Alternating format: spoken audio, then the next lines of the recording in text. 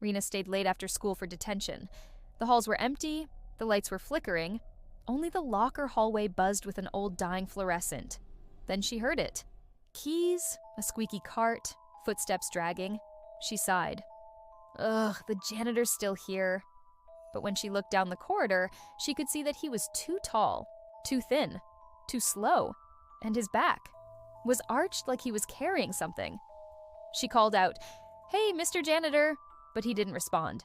He just kept dragging himself closer, so she turned and tried to hurry past him. "Excuse me," she said, but he stopped her by stepping in front of her. Slowly, his head lifted. Where his face should have been, there was just a vertical slit, and it started to open. Not to speak, but to smile. She ran. Behind her, the lights shut off one by one until she couldn't see anything. Then she heard a loud crash and she kept running. She ran into the bathroom and locked herself in a stall. Her heart was pounding. She was trying to catch her breath. She thought, "I'm being ridiculous. It's just the janitor. He probably doesn't even know I'm in here."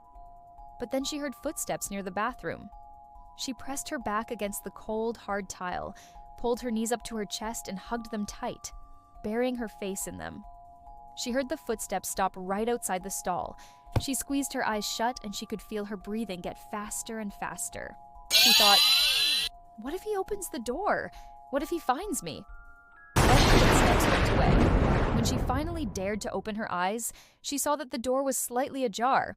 It had been pushed open just a crack. She let out a shaky breath. Maybe it was just the wind.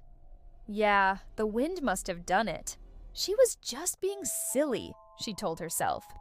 She washed her hands in the sink, splashed some water on her face, and walked out of the bathroom. As she turned the corner, she saw the same tall, thin figure shuffling down the hall. His hunched back was even more pronounced now, like he was carrying a huge, heavy load.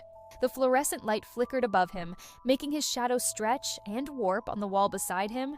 It seemed to pulse with every drag of his feet along the floor. And as she watched, mesmerized, the shadow detached itself from his hunched form and floated towards her. It loomed over her, blocking out the little light that was left in the hallway. And then it did something impossible. It smiled.